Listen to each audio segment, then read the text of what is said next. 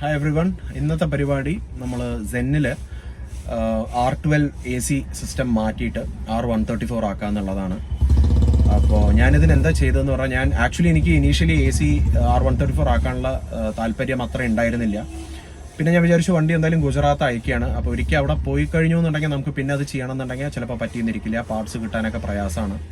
അപ്പോൾ ഞാൻ എന്ത് ചെയ്തു എന്ന് പറഞ്ഞാൽ ഈ കിറ്റ് ഒറിജിനൽ കാർസിന് വേണ്ടിയിട്ട് മാരുതി 800ഉം സെന്നിനൊക്കെ വേണ്ടിയിട്ട് സൂബ്രോസ് എന്നൊരു കമ്പനി ഉണ്ട്. അവർ വന്നൊരു ഇന്ത്യൻ കമ്പനിയാണ്. അവർക്ക് സുസുക്കി ആയിട്ടൊരു JV ഉണ്ട്. അത് വെച്ചാണ് അവർ AC പാർട്സ് ഡെവലപ്പ് ചെയ്യുന്നത്.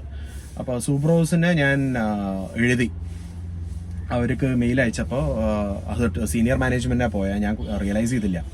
അത് കഴിഞ്ഞ് അത് ട്രിക്കിൾ ഡൗൺ ചെയ്ത് ഇവിടെ ഒരു സൗത്ത് ഇന്ത്യയിലെ കസ്റ്റമർ സർവീസിൻ്റെ AGMന് പോയി. അപ്പോൾ ആ പുള്ളിയും ടെക്നീഷ്യനും കൂടെ വിളിച്ചു. എന്നിട്ട് പറഞ്ഞു, നിങ്ങളുടെ വണ്ടി ഒന്ന് ഞങ്ങൾക്ക് ആദ്യം കാണണം, അത് എന്ത് ടൈപ്പ് കംപ്രസറാണ് അതിൽ ഇട്ടിരിക്കുന്നത് നോക്കണം. 2 എണ്ണം ഉണ്ട്. ഒന്ന് വന്ന് ഡെൽഫിയോ, പിന്നെ ഇന്നൊന്ന് വന്ന് സൂബ്രോസിൻ്റെ തന്നെ. സോ ഈ 2 കംപ്രസറിൽ ഏതാണെന്ന് നോക്കണം എന്ന് പറഞ്ഞു. അപ്പോൾ ഞാനൊരു ദിവസം വണ്ടീൻ്റെ ഫ്രണ്ട് ബമ്പർ റീപ്ലേസ് ചെയ്യുന്ന സമയത്ത് ഞാൻ കറക്റ്റ്ലി അത് പ്ലാൻ ചെയ്ത് അവരുടെ അടുത്ത് പറഞ്ഞപ്പോൾ അവർ വീട്ടിൽ അപ്പാർട്ട്മെൻറ്റിൽ വന്നു. നമ്മുടെ അടുത്തൊക്കെ യൂഷ്വലി ഈ സർവീസിനൊക്കെ വേണ്ടി സർവീസ് സെൻറ്ററിൽ പോകാനാണ് പറയുക. ഇവർ വീട്ടിലോ എവിടെയാണെന്ന് വെച്ചാൽ വരാമെന്ന് പറഞ്ഞിട്ട് അവർ വീട്ടിൽ വന്നു. എന്നിട്ട് ഞങ്ങൾ അവർ ഇത് സ്റ്റാർട്ട് ചെയ്ത് നോക്കി. കംപ്രസർ സ്റ്റാർട്ട് ചെയ്തപ്പോൾ തന്നെ അവർക്ക് മനസ്സിലായി ഇത് പോക്കാണ്, നടക്കില്ല. കണ്ടൻസറും കുറച്ച് ബെൻറ്റായിരുന്നു. പക്ഷേ അവർ പറഞ്ഞു കണ്ടൻസർ ബെൻറ്റ് ആയതുകൊണ്ട് പ്രശ്നം വരില്ല, പക്ഷേ നിങ്ങളുടെ കംപ്രസർ ശരിയല്ല, അപ്പോൾ നമുക്ക് ഈ കംപ്ലീറ്റ് സാധനം മാറ്റണം, എന്താ ചെയ്യാൻ പറ്റുകയെന്ന് ആ പുള്ളി ടെക്നീഷ്യൻ്റെ അടുത്ത് ചോദിച്ചു. അപ്പോൾ ടെക്നീഷ്യൻ പറഞ്ഞു അവരുടെ അടുത്ത് ഒരു സെന്ന് വന്നിട്ട് സാൽവേജ് ചെയ്യാൻ വന്നിരുന്നു. അതിൻ്റെ AC പാർട്സൊക്കെ പുള്ളി മാറ്റി വെച്ചിട്ടുണ്ട്, നല്ല കണ്ടീഷനിലാണ്. അവർ 1 വർഷം വാറണ്ടിയും തരും പറഞ്ഞു. അപ്പോൾ ഞാൻ പറഞ്ഞു ശരി, ഓക്കെ, നമുക്കൊരു നല്ല ദിവസം നോക്കി. ഞാൻ എനിക്ക് 2nd ഉം 4th സാറ്റർഡേസും ഓഫാണ്. അത് നല്ല ദിവസം നോക്കിയിട്ട് നമുക്ക് വരാം ആൻഡ് ഇത് മാറ്റിക്കും. 1 ദിവസത്തെ പരിപാടിയുള്ളൂ പറഞ്ഞു. കംപ്ലീറ്റ് നമുക്ക് എന്തൊക്കെയാണ് അതിൽ മാറ്റേണ്ടത് പറഞ്ഞാൽ evaporator, compressor, condenser, receiver drier bottle, associated piping, അതുപോലെ സീൽസ്, ഓറിങ്സ്, ഇതൊക്കെ മാറ്റണം. അപ്പോൾ പുള്ളി പറഞ്ഞു നിങ്ങൾ നോക്കിയിട്ട് വരും, നിങ്ങളുടെ സമയം പോലെ. അവർക്ക് ഇവിടെ ചെന്നൈയിൽ വന്നിട്ട് T നഗറിലാണ് സൂബ്രോസിൻ്റെ ടെക്നീഷ്യൻ ഉള്ളത്, അവരുടെ ഓഫീസ് സർവീസ് സെൻ്റർ ഉള്ളത്. അപ്പോൾ അവിടെ വന്നാൽ മതി, നമുക്ക് മാറ്റാമെന്ന് പറഞ്ഞിട്ട് ഞാൻ അങ്ങനെ ഇതപ്പോൾ ഇവിടെ നേരത്തെ എത്തി. 9 മണിയായി. ഇന്ന് ജനുവരി 14 മകരസംക്രാന്തി, പിന്നെ പൊങ്കൽ, അതൊക്കെയാണ്. അപ്പോൾ പക്ഷേ ഇവരുടെ പൊങ്കൽ വന്നിട്ട് നാളെയാണ്, 15-നാണ്. അപ്പോൾ 14 വർക്കിംഗ് ആണെന്ന് പറഞ്ഞപ്പോൾ ഞാൻ നേരത്തെ നോക്കി ട്രാഫിക്കൊക്കെ വരുന്നതിന് മുമ്പ് ഇവിടെ വന്നു. ഹോപ്പ്ഫുള്ളി ഞാൻ ഇന്ന് വൈകിട്ടത്തോടെ ACയും ഫിറ്റ് ചെയ്ത് നമുക്ക് വീട്ടിലെത്താമെന്ന് വിചാരിക്കുന്നു. അത് നമുക്ക് നോക്കാം അതെങ്ങനെയാണ് ഇന്നത്തെ പരിപാടി പോകണമെന്ന്. ഞാൻ പുള്ളിയുടെ അടുത്ത് പറഞ്ഞു ഞാൻ എൻ്റെ ഒരു ചെറിയ 1/4 ഇഞ്ച് റാച്ചറ്റ് കിറ്റും എടുത്തിട്ട് വരാം, എന്നെ കൊണ്ടാവുന്നത് ഞാൻ ഹെൽപ്പ് ചെയ്യാം, ബാക്കിയുള്ളത് നമുക്ക് നോക്കാം. അപ്പോൾ പുള്ളി പറഞ്ഞു ശരി, ഓക്കെ, നിങ്ങൾ വരും, നമുക്ക് നോക്കാം. സോ ഇതിൻ്റെ ഒരു വീഡിയോ ഞാൻ എടുത്തിട്ട് എന്താണ് ചെയ്യാന്ന് എന്നുള്ളതിൻ്റെ ജസ്റ്റ് ഞാൻ കാണിച്ചു തരാം. ഓക്കെ ഗൈസ്, നമുക്ക് നോക്കാം. അപ്പോൾ പാർട്സൊക്കെ ഇവിടെ കാണാം. പൈപ്പിംഗ്, ഇവാപ്പറേറ്റർ അസംബ്ലി, ഇതാണ് കംപ്രസർ, കണ്ടൻസർ. ആൻഡ് ഇതാണ് Mahesh, who will be doing the retrofit. മഹേഷിന് ഒരുപാട് വർഷം എക്സ്പീരിയൻസ് ഉണ്ട് ഇതിൽ. ഒരു ചെറിയ ഗരാജ് അവൻ വെച്ചിരിക്കുന്നത്. അവൻ പറയുന്നത് ആരടുത്തും പറഞ്ഞിട്ടില്ല ഇങ്ങനെയുള്ളൊരിത്, കാരണം ഇല്ലെങ്കിൽ ഒരുപാട് തിരക്ക് വരും. അവൻ വർക്ക് സെലക്റ്റീവായിട്ട് എടുത്ത് ചെയ്യുന്നുള്ളൂ. സോ അത് നമുക്ക് നോക്കാം ഇതെങ്ങനെയാണ് ചെയ്യണം. നമ്മളപ്പോൾ ഡാഷ്ബോർഡിൻ്റെ സൈഡിൽ സ്ക്രൂ ഉണ്ട്, ഗ്ലൗ ബോക്സിനകത്തും സ്ക്രൂ ഉണ്ട്, അത് റിമൂവ് ചെയ്യണം. ഇത് ഡാഷ്ബോർഡിൻ്റെ നേരെയുള്ള പാർട്ടാണ്, അത് റിമൂവ് ചെയ്തെടുത്തു. താഴെ ഈ ബ്രാക്കറ്റ് ഉണ്ട്, അത് റിമൂവ് ചെയ്യണം. പിന്നെ ഇപ്പോൾ ഈ പിടിച്ച ഇത് വന്നിട്ട് നമ്മുടെ ഇൻലെറ്റ് എയർ റിട്ടേൺ എയറുടെ മെക്കാനിസം. നമ്മൾ ഈ ഇൻലെറ്റ് എയറുടെ പ്ലീനവും റിമൂവ് ചെയ്യണം. ബേസിക്കലി ഇതിൽ നിന്നാണ് വെളിയിൽ നിന്ന് ഇത് വലിച്ചെടുക്കുക, ഫ്രഷ് എയർ. അപ്പോൾ ഇത് കൂടെയാണ് എലിക്ക് വരാനും സാധ്യതയുള്ളത്. സൂബ്രോസിൻ്റെ പാർട്ടാണ്. இங்கே அந்த RD பாட்டில் எங்கேயோ இந்த இன்லெட் இதில் ஓப்பன் பண்ணப்போ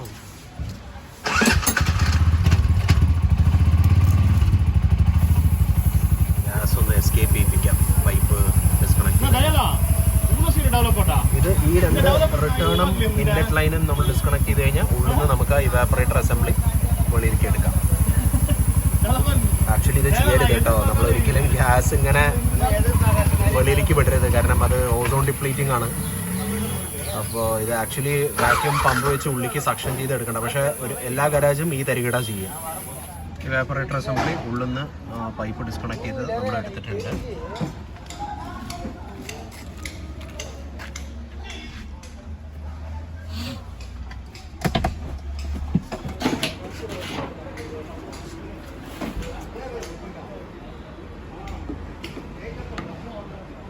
ഈ പ്ലീനത്തിനകത്താണ് ഇവാപ്പറേറ്റർ അസംബ്ലി ഉള്ളത്.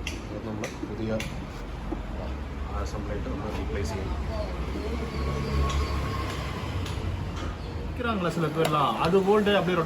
Okay okay. ഇതാണ് നമ്മുടെ പഴയ ഇവാപ്പറേറ്റർ അസംബ്ലി.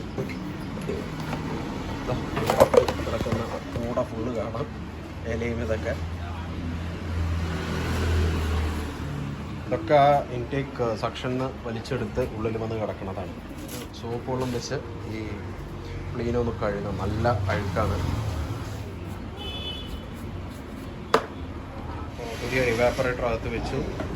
നമ്മൾ തെർമോസ്റ്റാറ്റും അതിൻ്റെ സെൻസറും ഇവിടെ കാണാം. ഈ ചെറിയ ഇതാണ് ആ സെൻസർ, തിൻ കേബിൾ കണ്ടില്ലേ.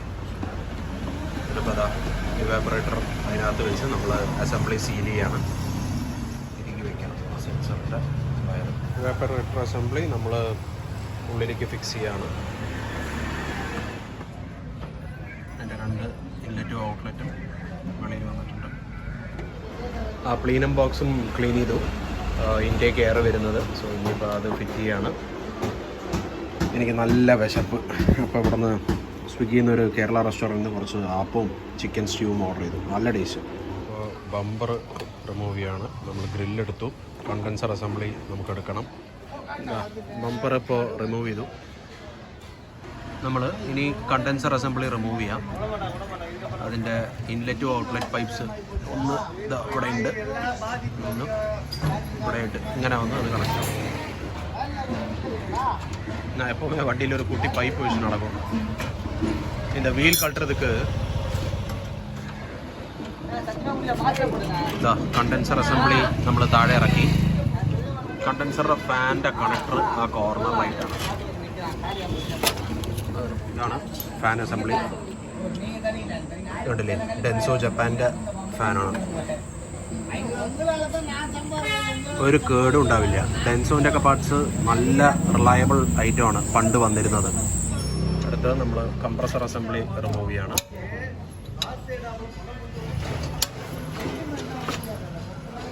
ഈ എ സിൻ്റെ കംപ്രസർ ബെൽറ്റ് റിമൂവ് ചെയ്യണമെങ്കിൽ എന്ന് വെച്ചാൽ ഈ ബെൽറ്റ് അതിൻ്റെ താഴെ കാണുന്ന ആ ടെൻഷനർ ഒന്ന് സ്ലാക്കൻ ചെയ്യണം. അപ്പോഴേ നമുക്ക് ആ ബെൽറ്റ് റിമൂവ് ചെയ്യാൻ പറ്റും. എന്തായാലും ഈ കണ്ടൻസർ റിമൂവ് ചെയ്തു. ഈ തുരുമ്പിച്ച സ്ക്രൂ ഹീറ്റ് ഷീൽഡിൻ്റെ അതൊന്ന് മാറ്റാം. പുതിയ സ്ക്രൂസ് ഞാൻ എപ്പോഴും കയ്യിൽ കരുതും. റീപ്ലേസ്മെൻറ്റ് കംപ്രസർ നമുക്ക് ഇൻസ്റ്റാൾ ചെയ്യാം. നമ്മൾ എല്ലാ ബെൽറ്റും ചേഞ്ച് ചെയ്യണതുകൊണ്ട് ഇതിൻ്റെ ബെൽറ്റും നമ്മൾ മാറ്റുകയാണ്. ഇതാണ് അതിൻ്റെ 4PK 830 കോണ്ടിനെൻ്റൽ. നമ്മൾ പഴയ RD ബോട്ടിൽ റിമൂവ് ചെയ്തിട്ട് RD ബോട്ടിൽ, പ്രസീവോ ട്രയോ ബോട്ടിൽ എന്ന് പറയും. പഴയ ട്യൂബിംഗ് ഒക്കെ ഏതാണ്ട് കംപ്ലീറ്റ് എടുത്തു. റീപ്ലേസ്മെൻറ്റ് ട്യൂബിംഗ് വെക്കണം. R12 ട്യൂബിങ്ങും R134ൻ്റെയും വ്യത്യാസമുണ്ട്. അതിൻ്റെ ഓറിങ്സ് വേറെ മെറ്റീരിയലാണ്. സോ അത് നമ്മൾ മാറ്റിയേ പറ്റൂ. നമ്മൾ അതേ ഇതിൽ ഇട്ടു എന്നുണ്ടെങ്കിൽ കുറച്ച് കാലം കഴിഞ്ഞ് അതിൻ്റെ ഓറിങ്സ് ഒക്കെ പോവും, പിന്നെ ലീക്ക് വരും.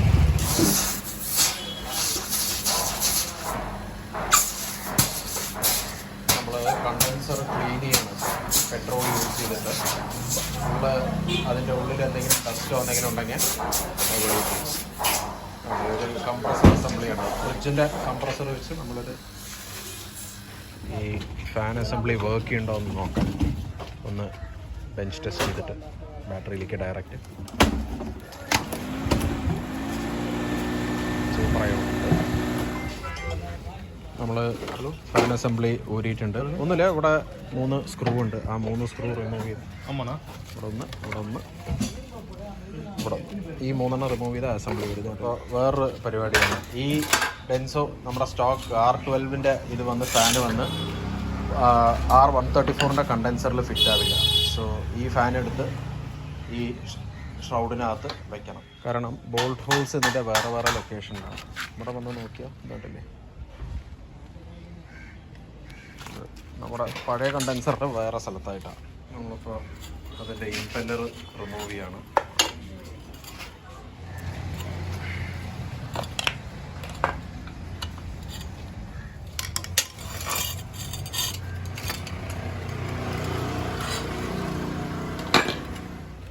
നമ്മൾ പുതിയ ഫാസ്റ്റനേഴ്സൊക്കെ വാങ്ങി അവർ പോയി മാർക്കറ്റിൽ നിന്ന് വാങ്ങിയിട്ട് വന്നു. നല്ല കമ്മിറ്റഡ് പുള്ളിയാണ്. പല ടൈപ്പിൽ ഗോൾഡൻ കളറിലൊക്കെ ഈ ഒരു ഫിനിഷ് ഞാൻ ആദ്യമായിട്ടാണ് കാണുന്നത്. അത് ചെയ്തു. പിന്നെ അതിൻ്റെ ബാക്കിൽ നമ്മൾ വെറും നട്ടിടുന്നതിലും ഇങ്ങനത്തെ ഈ അറ്റാച്ച്മെൻറ്റ് വരും. അത് വാങ്ങി അത് വെച്ചിട്ട് നമ്മൾ നമ്മളപ്പോൾ പുതിയ കണ്ടൻസറിൽ മൗണ്ടും അതൊക്കെ വെച്ച് ഫിറ്റ് ചെയ്യാൻ പോവാണ്. സ്ഥലത്ത് വെച്ചു ബുഷൊക്കെ നമ്മൾ മാറ്റി പുതിയ ബുഷ് ഇട്ടിട്ടുണ്ട്.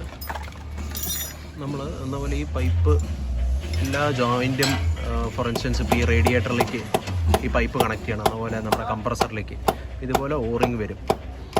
അപ്പോൾ ഇതൊന്ന് നമ്മൾ ഇതിൻ്റെ ഓയിൽ വെച്ചൊന്ന് സ്മിയർ ചെയ്ത് നമ്മൾ യൂഷ്വലി നമ്മുടെ ഓയിൽ ഫിൽറ്ററിൻ്റെ ഒക്കെ ഓറിങ് നമ്മൾ ഓയിൽ വെച്ചൊന്ന് ഇത് ചെയ്യുമല്ലോ, ലൂബ്രിക്കേറ്റ് ചെയ്യുമല്ലോ. എന്ന പോലെ ഇതും ചെയ്യണം. അതൊരു നല്ല പ്രാക്ടീസാണ്. ഫാൻ്റെ കണക്ഷൻ കൊടുക്കുക. അതുപോലെ നമ്മുടെ കംപ്രസറിൻ്റെ മാഗ്നറ്റിക് ക്ലച്ചിൻ്റെയും കണക്ട് ചെയ്യുക.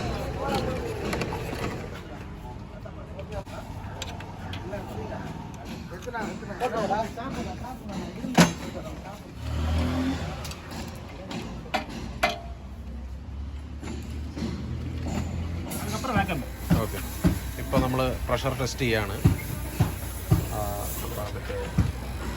കംപ്രസർ വെച്ചിട്ട്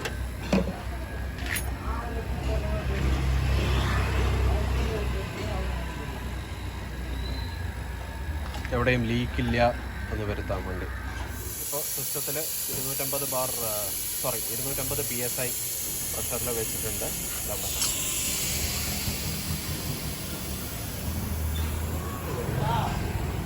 എവിടെയെങ്കിലും ലീക്ക് ഉണ്ട് എന്നുണ്ടെങ്കിൽ നമുക്കറിയും. സോപ്പ് വെള്ളം വെച്ചിട്ട് നമ്മൾ ടെസ്റ്റ് ചെയ്യും. ജോയിൻസിലൊക്കെ ഒന്ന് ബബിൾ ഉണ്ടോ എന്ന് നോക്കും. നമ്മൾ ക്ലാസിക് പങ്ക്ചർ ടെസ്റ്റ് ചെയ്യണം. അപ്പോൾ ഇതൊക്കെയാണ് എക്സ്പോസ്ഡ് ജോയിൻസ്. അപ്പോൾ ഇവിടെ എവിടെയെങ്കിലും ഉണ്ടെങ്കിൽ നമുക്ക് ക്ലിയർലി കാണാം.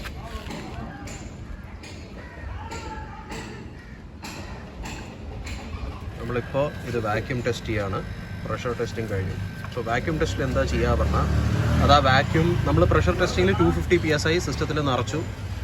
ആൻഡ് അതിന്ന് ലീക്ക് ഉണ്ടോ നോക്കും. ഇപ്പോൾ എവിടെയെങ്കിലും ലീക്ക് ഉണ്ടെന്നുണ്ടെങ്കിൽ ആ 250 PSI കുറഞ്ഞു വരും.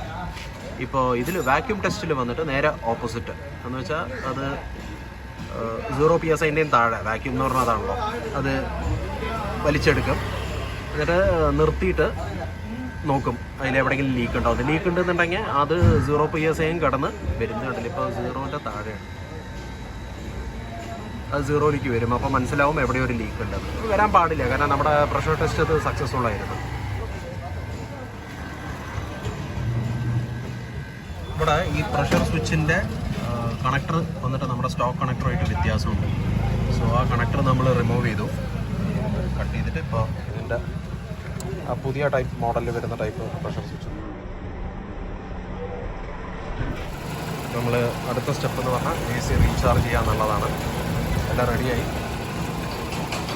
അതൊക്കെ 134 ഗ്യാസ് ഫില്ല് ചെയ്യാം.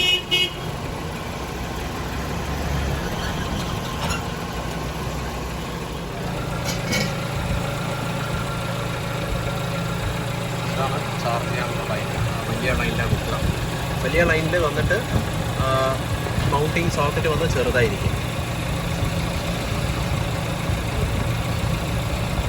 അപ്പോൾ ഗ്യാസ് ഫുള്ളായി കയറി കഴിഞ്ഞാൽ ഈ ബോട്ടിൽ ബേസിക്കലി എംപ്റ്റി ആണ്. ടെമ്പറേച്ചർ എന്താ അവസ്ഥ നോക്കാം. ഓഹോ, കുറേ വർഷങ്ങൾക്ക് ശേഷം AC ഇതാ 9.9. കുറേ നാൾക്ക് ശേഷം. ഞങ്ങളൊക്കെ AC എന്നാ ഈ സെന്നിൽ യൂസ് ചെയ്തെന്നുള്ള കാലം മറന്നു. നല്ല തണുപ്പ്.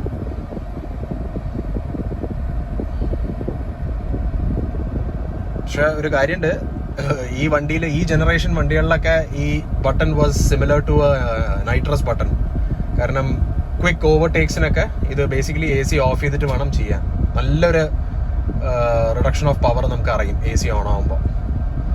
So that is that. അപ്പോൾ ഗൈസ്, ഈ പരിപാടി കഴിഞ്ഞു. ഞാനിവിടുന്ന് പതുക്കെ സ്കൂട്ടാൻ നോക്കട്ടെ.